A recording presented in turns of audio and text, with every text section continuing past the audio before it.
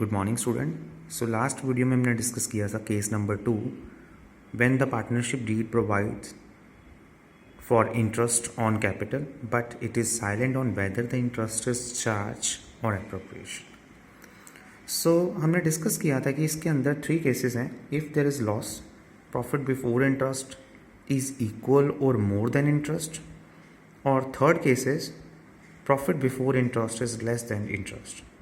सो last first और second point हमने discuss कर लिया था कि if there is loss then क्या होगा, interest on capital will not be allowed. और अगर हमारे पास प्रॉफिट ज़्यादा है और हमारा इंटरेस्ट जो है कम है तो उस केस में हम क्या करेंगे, इंटरेस्ट ऑन कैपिटल अलाउ करेंगे at agreed rate. So now we are going to discuss with third case, point number third, profit before interest is less than interest. उस केस में हमें क्या करना है, proportionate amount, proportionate rate to the extent of profit in the ratio हम calculate करेंगे और partners में डिस्ट्रीब्यूट कर देंगे। कैसे? से for example, so case number 2.3, A and B are partners, have capital of rupees 4 lakh and 2 lakh respectively, and interest on capital is allowed at rate 6% per annum.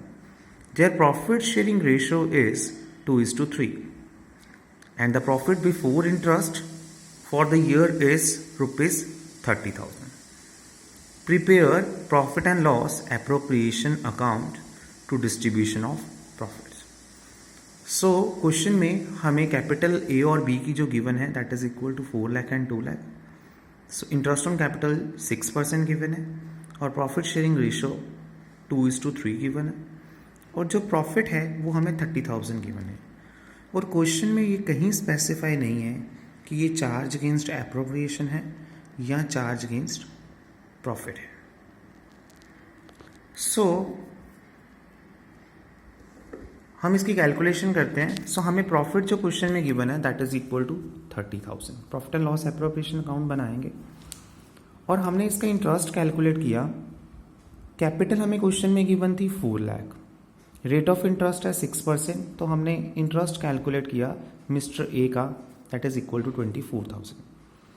And जो partner B है हमारा, उसकी capital कितनी है question में 2 lakh, and the rate जो है उसका 6%। सो इसका भी इंटरेस्ट कितना बन रहा है 12,000। सो 24,000 ए का इंटरेस्ट ऑन कैपिटल बन रहा है और 12,000 बी का इंटरेस्ट ऑन कैपिटल बन रहा है। सो अगर हम दोनों को प्लस करें तो हमारे पास टोटल इंटरेस्ट जो बन रहा है वो 36,000 है। हमारे पास जो प्रॉफिट अवेलेबल है वो 30,000 है। सो इसी से हमारा केस ये बनता है, case number third, profit before interest is less than interest. तो इस केस में हम क्या करेंगे, so as profit before interest is less than interest, in that case interest is allowed to the extent of available profit. वो कैसे, उसके लिए हम एक फॉर्मूला यूज करेंगे, प्रॉफिट प्रोपोर्शनेट अमाउंट निकालने के लिए, profit into actual interest divided by total interest. कैसे, जो टोटल प्रॉफिट हमारे पास अवेलेबल है क्वेश्चन में वो कितना है, प्रॉफिट अवेलेबल जो क्वेश्चन में है वो 30,000। सो अब हम क्या करेंगे, 30,000 इंटू 24,000 जो कि हमने ए का इंटरेस्ट ऑन कैपिटल निकाला, actual interest. So total interest हमारे पास 36,000।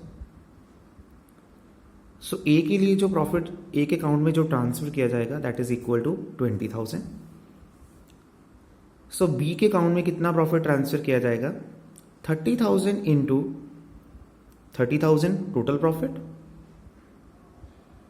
Into actual interest